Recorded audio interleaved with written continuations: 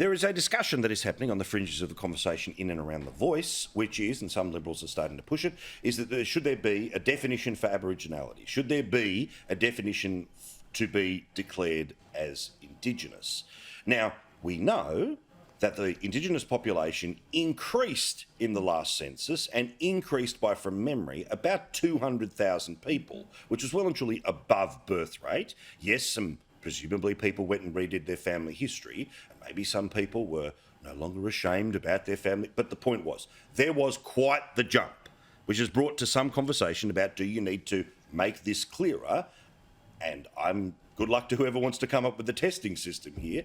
But Linda, this feels like a third rail, but it is something that I know One Nation at the New South Wales election again is saying, we will introduce a test for Aboriginality. We will make sure that it is provable rather than claimable. What do you think?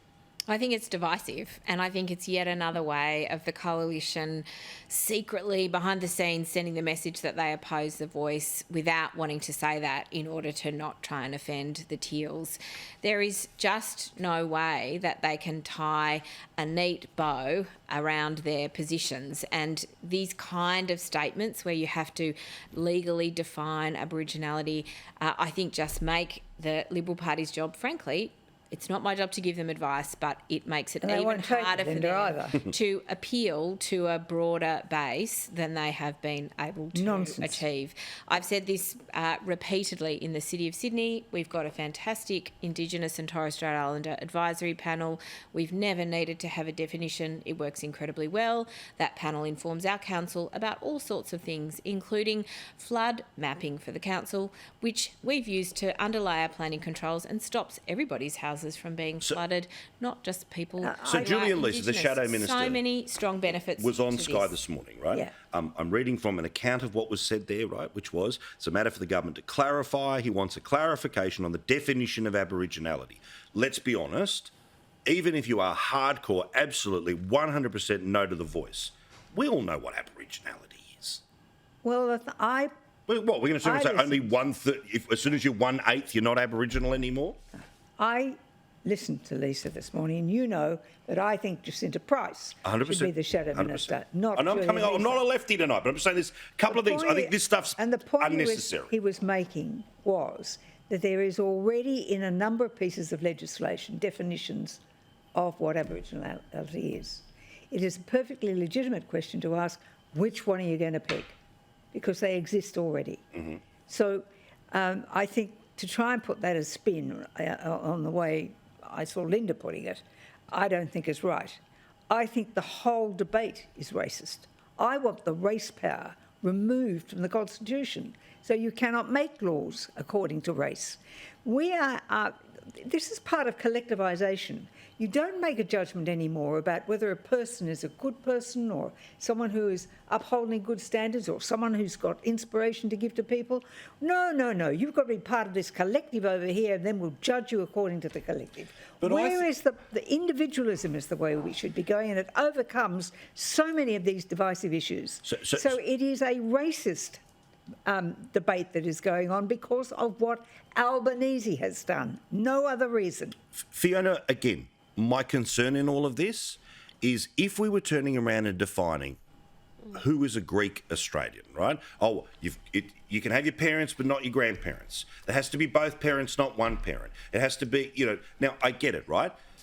The concept of our mixed race heritage of all of us as immigrants in all different ways is that despite the fact that, mum's from the same suburb, dad's from the same suburb, but one of their parents was from Scotland, you think part of you is Scottish.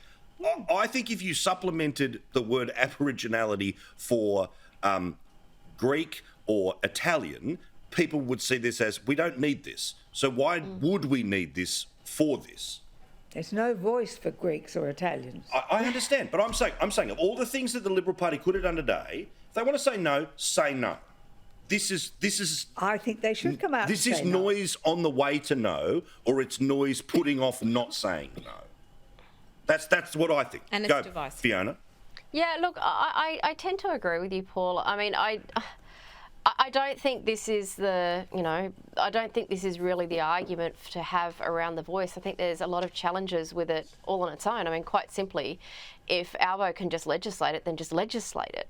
Correct. Show us what it actually is. Show us what it means. Getting into the minutiae and the weeds of this sort of thing, I think, has the ability of upsetting and conflicting people. I do, however, appreciate in some aspect where Julian Leeser is coming from, having served in public sector boards and, It's a good bloke.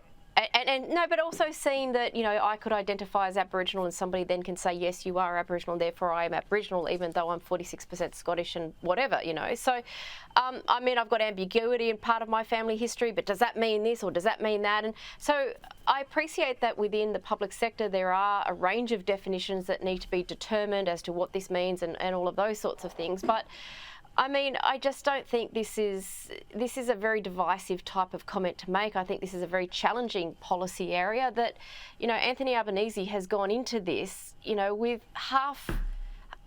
so obsessed with the woke symbolism of it that he has not done any of the groundwork. He hasn't done anything to do with the land council issues that are different in every single state. In Sydney, for instance, if you've ever sat there and somebody has said to you, I acknowledge the Aurora to be from the Nepean River to the west, the Pacific Ocean to the east, the Georges River to the south, and the Hawkesbury to the north, they've just completely wiped out the Darug Nation. So which Aboriginal nations, which is the nation of Western Sydney. So which Aboriginal nations are getting the vote? Or is the vote going through land councils? I mean, there are so many bigger questions about this, rather than splitting hairs that if you have one drop of Aboriginal blood, therefore you are or therefore you are not. I don't think that is where this debate should be. And I think that just becomes very, very just hurtful and divisive.